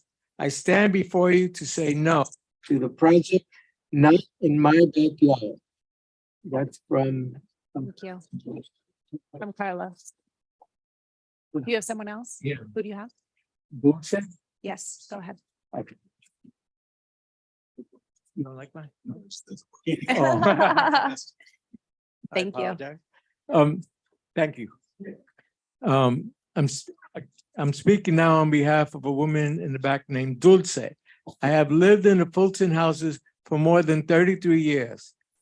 I have anxieties from this project. I cannot sleep worrying about my future home. I am against the proposed development. Do not demolish my home. Do not destroy my peace with my family and friends. I am very nervous over all of this. Please stop this project. Thank you. Thank you. Do you have any more? Okay, who's that? This is on behalf of my tita, who's 96 years old, so it's not me. I don't live in these houses. Okay. Do not disrupt tenants' lives. Do not demolish their homes. Do not displace customary and reasonable repairs and upkeeps with corporate profits. You need to stabilize tenants' tranquil environment with affirmative steps to improve the current living conditions. Don't destroy buildings and pretend to care for the families in Chelsea Elliott houses. Don't displace tenants and disrupt their lives. Simply keep the promise to maintain the sound construction of decades that have enriched NYCHA's history. Do more to restore and not to destroy. Thank you. Thank you, Jose. Who was that for? Excuse me? Who are you speaking on behalf of? My tita Hilda, she's 96 years old. Okay, she didn't sign up. Thank you. Okay, we're gonna move on. Thank you for that, Jose. We're gonna move on to Danielle Ramirez, Salinas Miranda, and Nilda Perez. Is Danielle here? Yes. Oh, great.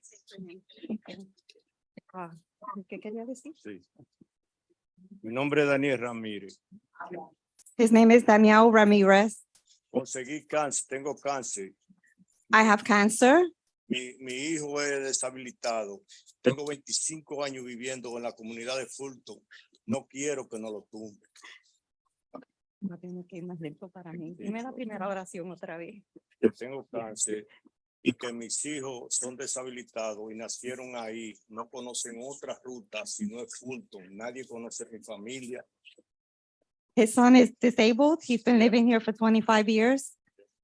And that's all they know is the Entonces, community. yo le pido a los delegados que hagan el favor de ayudarnos porque nosotros estamos solos. Los representantes de nosotros que nos representan a la comunidad se han vendido y nadie nos representa. Yeah.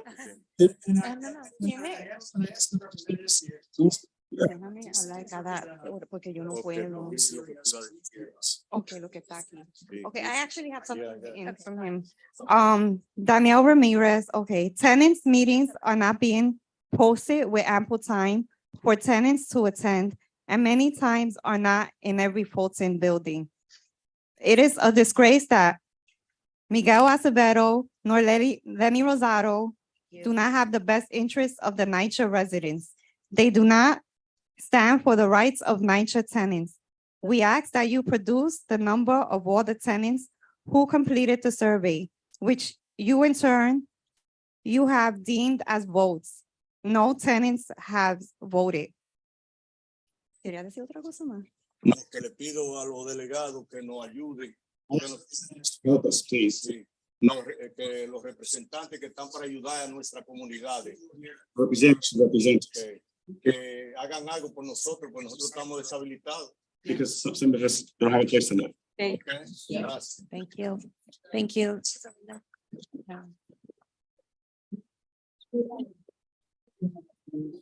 I'm Selena Miranda. I'm from the Elliott Buildings. Jonathan Gavay from NYCHA went down a full list of why we need new buildings, but he did not point out how the buildings are deteriorating. My concern is when he said that our gas pipes are deteriorating. He needs to clarify on that because the gas pipe in my apartment is in excellent shape. And if other gas pipes in other apartments are not, then why isn't the yearly inspection crew following up on that? If Jonathan meant that the paint is peeling, then why the negligence? Why are you purposely turning your head away on an urgent matter? Get NYCHA to get started and give it a paint job. It's a simple, inexpensive solution. No need to demolish a building because the paint on the gas pipe is peeling. Also, our windows are not deteriorating the building. Neither is the flooring, nor the kitchen cabinets or the bathroom. The common ground is outside of the building. Entrance and lobby, also not a problem. If the mold is the real problem, just give us the cost to put in a new plumbing system and reinstall the walls around it. We demand to see evidence of NYCHA and related Essence claims that our building cost 1.5 billion to be repaired. We need an independent study, a third party who will give us an honest response. Thank you, Salinas. Is Nilda Perez here? Okay, come on up. And after Nilda will be someone named Renee, no last name, followed by Paul Wilcox. The mic should be up there. Oh, sorry. No, take your time. Just let me know.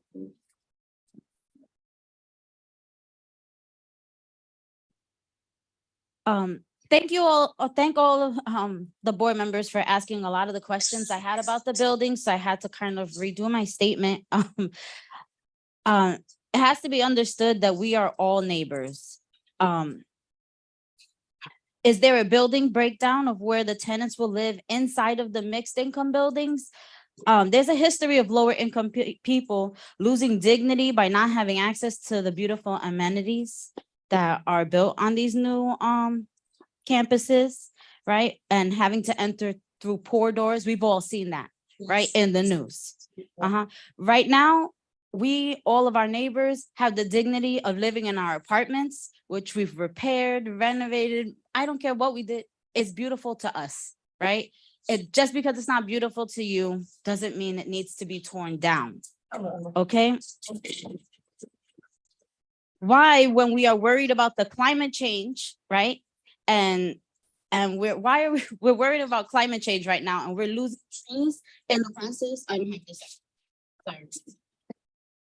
So I want to know how many of the trees we're losing in the process of this demolition, right? Because we have to demolish the buildings, the trees, the bushes, the parks, right? To build all these new ones.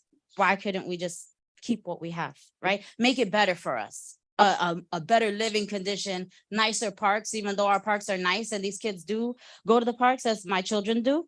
And remember that demolishing a building can cause a significant financial burden on the people who need to be displaced, especially the elderly who are on fixed incomes, and the most vulnerable people are our elderly people who will have to be moved twice, once out of their building into another building and then back into the new building. So we have to think about that as well. Okay, thank you.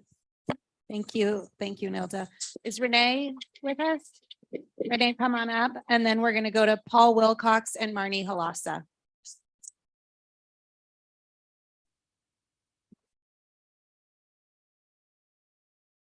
So thank you.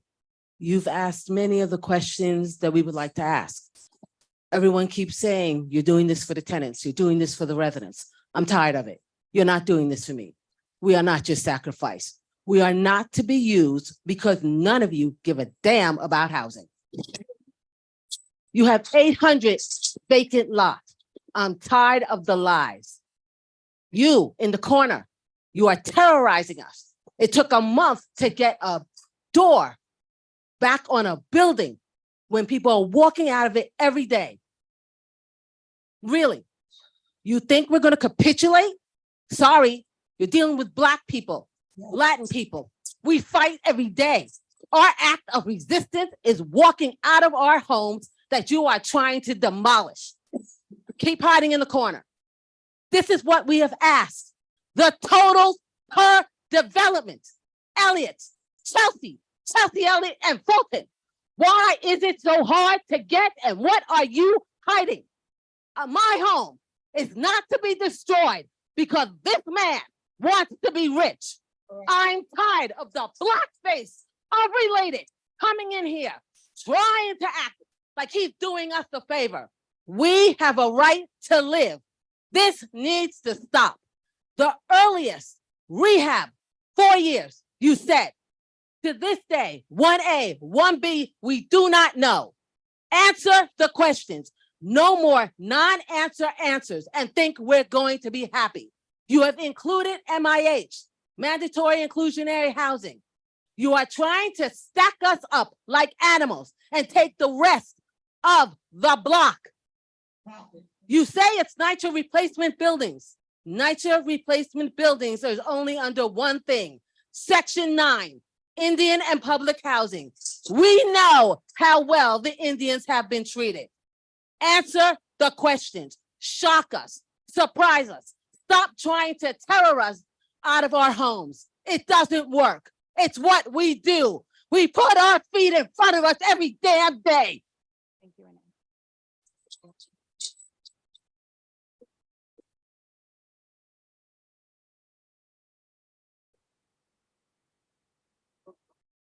I don't know if I need a mic. I think you can They hear can't me. hear you on Oh, the- okay. Thank you. Yeah, I'm Paul Wilcox. I live at Penn South.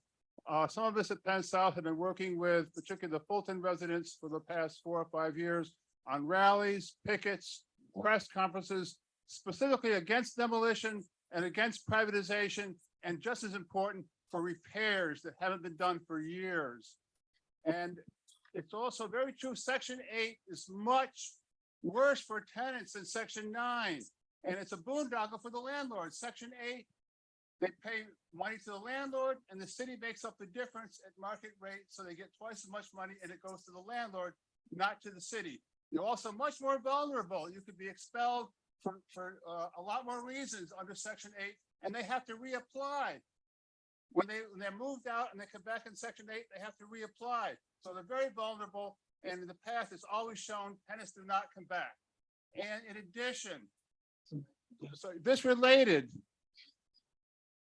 Essence is a front company for Related. They have only a few employees, and most of them work for Related. Related is the same company that built Hudson Yards, where rents are $5,000 to $20,000, and they're the company that had Hudson Yards rezoned as part of Harlem so they could use some money that was earmarked for Harlem for Hudson Yards. So they're not trustworthy at all. And a lot of people at Penn South, we are your neighbors, grew up in public housing. There's a lot of opposition. We've been able to mobilize a lot of solidarity, and that will continue. Don't let this happen. The tenants need repairs. And we witnessed 635 signatures from main people in Fulton against privatization and against demolition. That's been completely ignored. It's a lie that the tenants want demolition and privatization. That's absolutely not true. Thank you. We're gonna have, excuse me, we're gonna have Marnie Halassa, followed by Alicia Martinez, followed by Jackie Lara.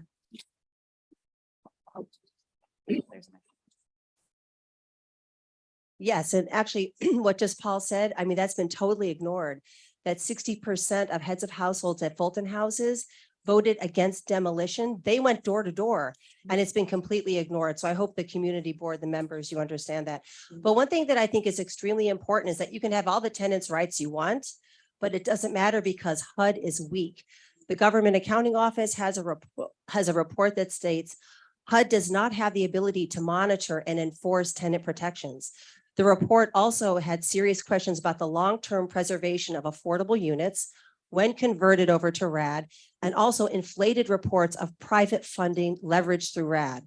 But what I find really interesting is that the National Housing Law Project, a legal advocacy center in San Francisco, asserted that developers often ignore the tenants' rights they stipulate in their own leases, like the right to return or only paying 30% of rent. RAD tenants are routinely rescreened at the time of conversion for income, criminal history, credit, and other requirements, which has resulted in evictions and monetary buyout packages that force tenants to move from the property after the RAD conversion. So when there's no enforcement by HUD, you know, the developers can do basically whatever they want, which is profit motivated, and the tenants are not going to have any redress.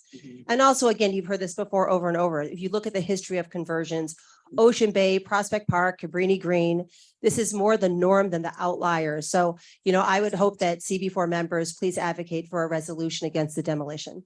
Thank you, Marnie. You can leave it up there. Thank you. We will, Alicia, is Alicia here? Alicia? Yes. And then Jackie, and then it will be Milagros Lugo.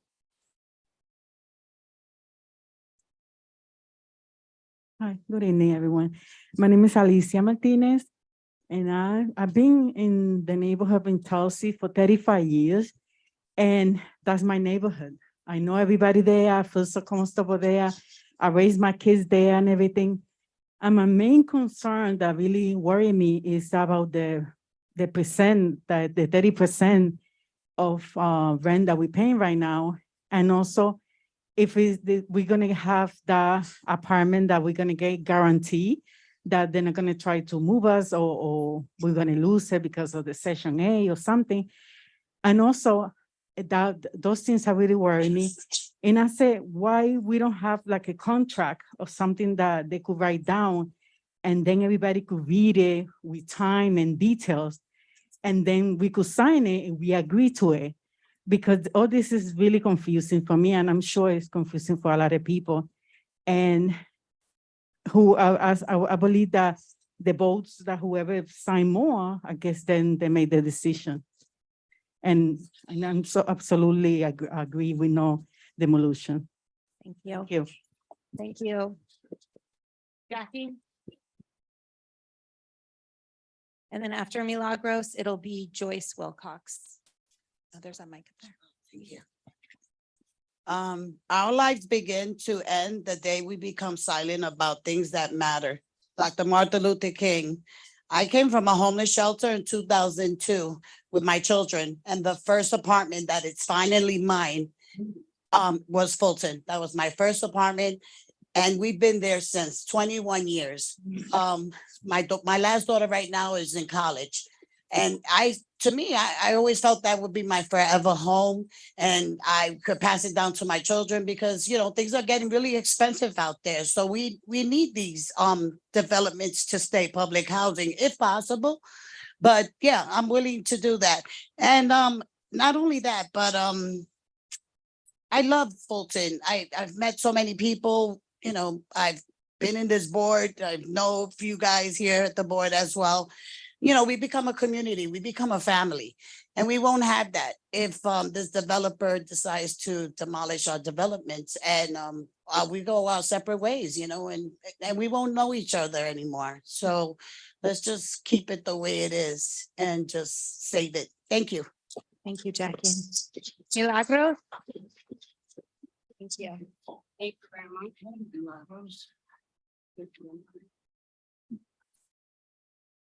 My name is Milagros. I live in Chelsea, Elliott. I speak on behalf of my mother who is blind and gets services at home. She cannot get out on her own at all. Duties and responsibilities of NYCHA management and association has not been met for years. It's needed to reevaluate public housing and the responsibilities to ensure and organize a system and do right by the residents. There has not been any honesty nor answers in the modern day scam to make profits. Nonetheless, I would like to ask, what do you propose a vote looks like? Because there was never a vote, nor was there ever a knock on my door. Questions left unanswered. We vote no demolition, by the way. And why would we need 4 different entities to run NYCHA? That sounds like a scam. HUD to break down the tenants, Essence related to be in charge of the lease, NYCHA in charge of the rents, and association does what? Thanks for listening. Thank you. Joyce?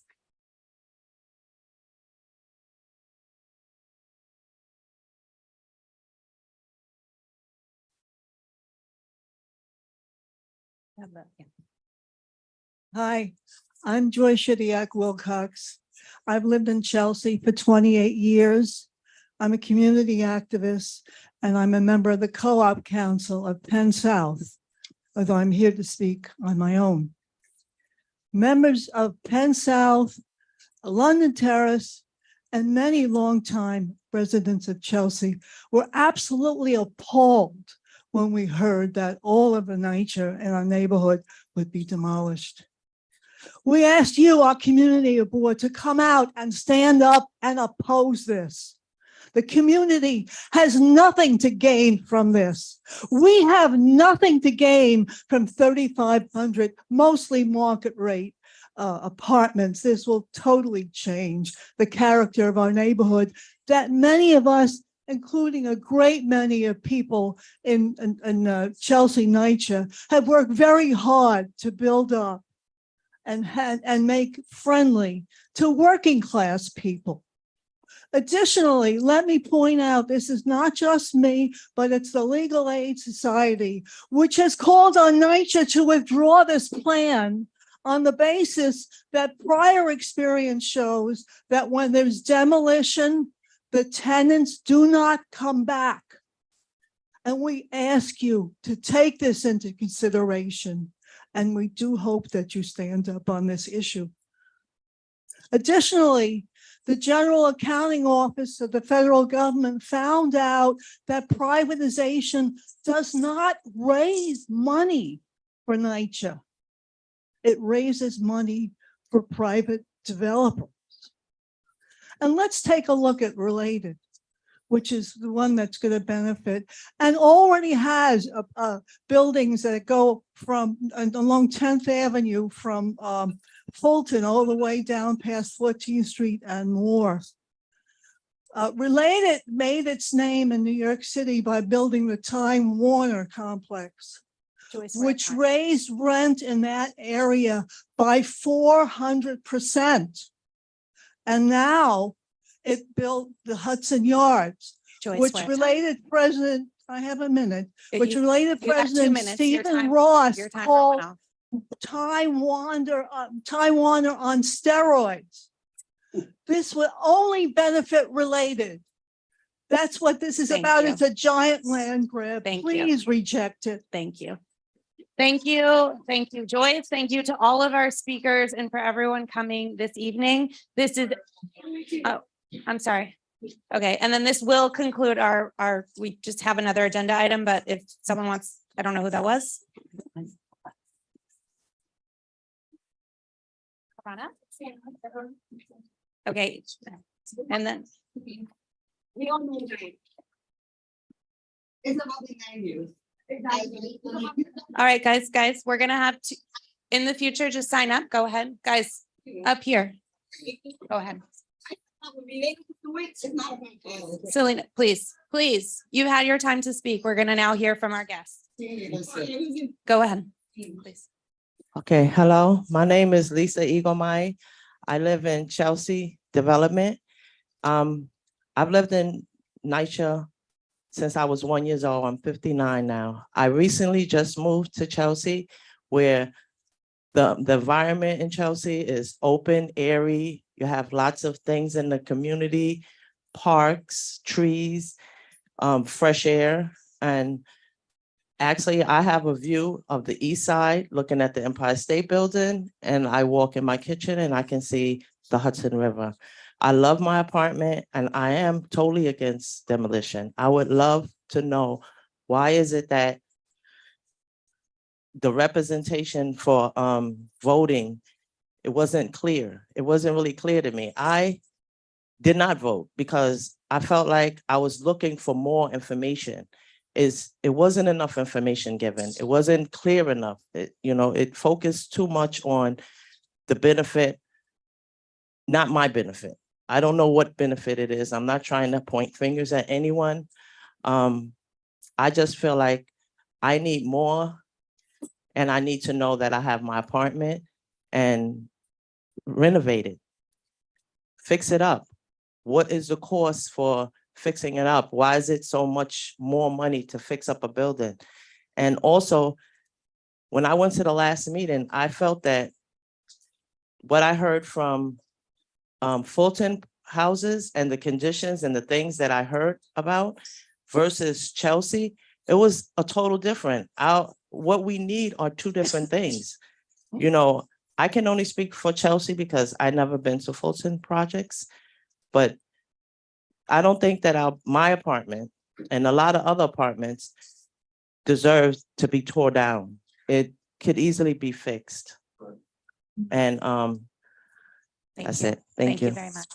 Thank you. Okay, we have one final speaker at 2 minutes, and then we are going to conclude this part of our agenda. We're going to go on to our second item for this evening. As a reminder, we are not taking a vote on this. This is simply to learn and hear from the community and to continue this process. Say your name and go ahead. Good evening. My name is Mary McGee. I'm a former tenant of Fulton Houses. I also lived at Elliott Chelsea. I lived at 466 West 26th Street. And I had a fight with NYCHA and HUD to get moved out of there because I was supposed to live in a 504 unit. Now, the units in Elliott Chelsea and Elliott do not qualify as 504. That's why I won my case against HUD and moved to Fulton. I asked, why aren't these units in this development 504 are in compliance? I was told because when they were offering it, so NYCHA can get more money, they just labeled apartments. So you want apartments that are accessible to those that are in need of them. As for what's being told about residents' rights and protections, I get offended because I worked very hard to ensure with this community board that that your rights and protections were in place. So by switching over, you're going to lose these protections. No, it's not true. It's not true.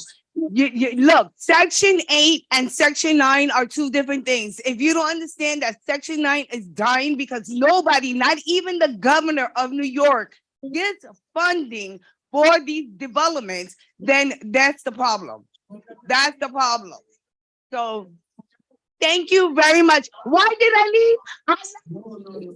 I left because my daughter was attacked. That's why I left. If not, I would have still been here and I would have still been talking the way I'm talking. Where's the money? Where's the money? Pay my bills. Thank you. Thank you. All right. Thank you, everyone. We are gonna now, Mary, thank you. Thank you. All right. Thank you to everyone who stayed. You are welcome to stay for our budget discussion, which is the next item on our agenda. But again, this is going to be an ongoing discussion for us at both this committee as well as the Housing, Health and Human Services meeting and our board meetings. You are invited. Everyone is invited to come back. Thank you. Thank you to our guests. Thank you for presenting. Thank you. Thank you. Again, you're welcome to stay, but we are going to move on to the budget discussion. And Jesse, if we can we bring up the budget item? Let's start with capital. Throw it up. That's what I'm hoping for.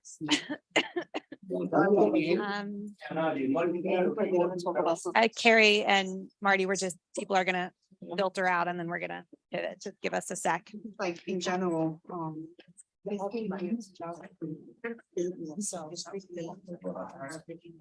So Jesse is going to be pulling up. Hopefully you all had a chance to review.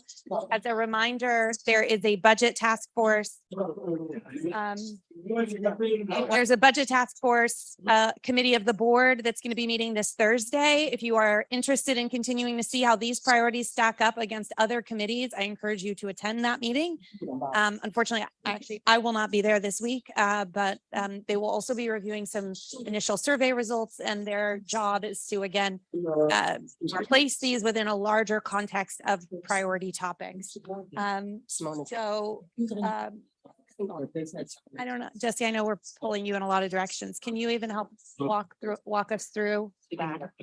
Or should I say I can help maybe, Jessica, but just by saying that I think that we wanted the Department of Sanitation priority to fund roof repair. For colored school number 4 has been promised by the mayor. So I'm not sure that needs to stay here. However, the fire department, though we know that, there is a plan for its relocation, that we may want to keep this item, as a potential priority because we haven't seen any action on it. I would just say, I think though, in terms of the Sorry. no problem. Like, whoa. I would just say in terms of the funding, though, I think you're right, Carrie, in the sense that we asked for specific funding for repair and we got it. And so I think if you guys want to, in terms of I'm not sure if the other point of this is actually a budget issue. So I just think it'd be, if there's something else that we want to put in place that we want to have a high rank in terms of capital, I would discuss that, just because I think in terms of the repair of the building and this making sure the building is secured, we did win. That is a big win. Right. And it may be, as we look to our expense budget, and forgive me, I can't remember if it's there, but we may, Jesse, what do you think about pushing for an RFP to be released for the use of the space? I mean, that's something we've been on record for, that it should be an active use of the space and that its origins be recognized. And seeing as it's on a capital, but still relevant, maybe we move that to that side of things. Great. Any thoughts or concerns, comments on these two capital? I don't think we really have anything here that we're looking to add, but if there's any comments anybody like to make, please feel free. Yeah, so it's just, I'm looking at other.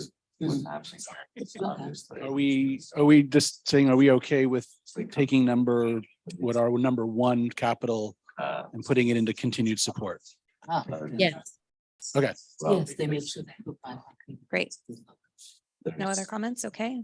So then we'll move to the expense budget, which Jesse's gonna pull up, and my eyesight is not good enough to see it. I don't know how you guys are doing, so I'm sorry to be reading over your shoulder, Jesse. Your perspective. It's not to, as many residents, right? You're in Fulton or? No. So just so the room knows, we're hearing conversation regarding the previous agenda item. Sorry, we have some people on the other side of the room. We'll just ask them. I don't know if there's a mic somewhere or up here. Sorry, they'll wrap up. Okay, so these items here, just to orient us, we have, Everything is still pending, meaning we didn't get anything except for, I believe, if you go to the end, I think the last item. Sorry if I'm remembering. I think it was about open restaurants. So that is being studied. That is being studied, and there is actually going to be a a law or a recommendation in place by spring. So I'm not sure that we need to keep this on our budget request, or we can, but it's happening. This is happening through not Chelsea Land Use, but BLP and transportation and other committees that have also taken up this this item. Yeah, I'll just say, yeah, I'll actually defer to Bert actually a little bit just too on this one. If you guys want to move that around, that's fine. And I'd say the other items, and maybe not all of the DCP items, but certainly the Department of Buildings, I believe they stayed on Clinton Hell's Kitchen land use as well. So typically, historically, you guys have kind of collaborated on your expense items in terms of building protections and things like that in terms of DOB. So if you guys wanted to leave the DOB ones in place as they are, that's sort of what Clinton Hell's Kitchen land use did as well. Yeah, that's what I would suggest. And then if there's anything that any of the committee members would like to add to this list that isn't there right now, maybe that's what we should find. Okay, but no. You wanted to do the RFP. Yeah, I would suggest that we had the RFP that we were just talking about in the capital piece to here. I don't know that I'd prioritize it above some of these building requests, but I'd say that we have some momentum on this. And so I think we'd want to have it top on our list, on the top, I don't know, quarter of our list, because I think we want to capitalize on the momentum of using the space and getting the repairs happening under this administration, which has made this happen. Any concerns or comments for colored school number 4? So we got the capital funding to make the roof again safe and to protect the building from additional rain damage. They're going to rehabilitate the space, but we don't yet know is what they're going to do with the space other than making sure that it's made safe and preserved. So yes. Thanks much to this committee's, to many of your work on that. Anything else anybody think, obviously we only add things to the budget that we have talked about, written on. Many of these things are things related to that. And as said, ongoing issues related to DOB and buildings. Any other things people would like to see? And I'm happy to pass this mic around here. And it looks like, do you want to say something? Quick question. Who's doing the RFP for the school? Well, that is a good question. Who does the RFP for the school? And right now, the building is still owned by Department of Sanitation. Sanitation, So they will have to do the RFP. Yeah. Is it going to? But it could be deferred. I mean, it could be deferred to another agency. So I think if we leave it broad, we're just saying we want an RFP. Jesse, typically city would change the sort of hand it over to other agency, BCAS or some other agency. I don't know which one. Right. Again, it matters who wants to take the lead, right? So if it's going to be an education focused or culture focused, something along those lines. Sorry, no. So yeah, but right now it's with sanitation. We have not entertained proposals on what that RFP might look like. I think that's definitely we could talk about it at a future meeting. I think it's also something for ACEs and other committees to talk about, or frankly, at the budget discussion for us to say, like, should be work of the board to discuss what appropriate uses for what we'd like to see or what we think is missing from our asset map in a way of like what's missing from our district. But I also think there's been some discussion about wanting to make sure the RFP is broad. We want to be sure the building is preserved and the story is told. If it's however they do that, it's sort of maybe less critical. we assuming that the RFP will be sent to us for our review? Are we assuming that, or we going to ask for it? We are often engaged in that process. I mean, obviously that was the Bayview situation. I think we can be sure that we, if we see momentum on this, that we speak with the city agency, whether it's DSNY or otherwise, to make Yeah. sure our standpoint or our feedback is. I think we were asking for the city in general to engage in a community-based, a process to create an RP, and that's the idea. So that would be it. Right. But in the same ask, we can ask them to involve CB4. Yes. Okay, Right. good. Thank you. Or at least Eric Washington. Yeah. For those who don't know, Eric Washington was a lead voice in the preservation of the space. I know ACES is interested in this item because Josephine wrote to me about a potential theater space for, I've forgotten the name of the troupe, but I put her in touch with Eric. So these are all really good ideas, but I think the idea is to put a few dollars towards, making this RFP happen. Thank you. Seems there's some construction work starting. It has to happen first. Yeah, that has to happen Yeah. first. So we don't have very much time, but are there any other comments or concerns on the budget, adding this item and leaving the others in place? We will need to vote on this. So can I get them? Thank you, Paul. Second from Bert. Thank you, Bert. And again, I'd encourage anybody who's interested to go to the budget task force meeting this Thursday at 6. What time is it, Jesse? It's early. 6 o'clock, or join via Zoom. And with that, I think we could take a motion to adjourn. Oh, we need a vote. I'm so sorry. All those in favor? Any Aye. opposed? Pam, are you opposed? She's in favor. Okay. Pam's not opposed. Online, are you guys in favor? It's hard to tell because we need the presentation taken down. We can't see each other. Oh, we can see you. Oh, good. So if you want to raise your hand if you're in favor. In You're favor. opposed. Aye. Present not eligible. Okay. And Everyone's- now, everyone's in so you favor. got that, Jesse? Great. Thank you, guys. And now we got our motion to adjourn and people are leaving. Thank you, guys. I'm looking at you. You can't tell I'm looking Well, at you. the room has gotten much smaller. I now see. Thank you, guys. Thank you all for your patience and for joining us, Joe, tonight, and for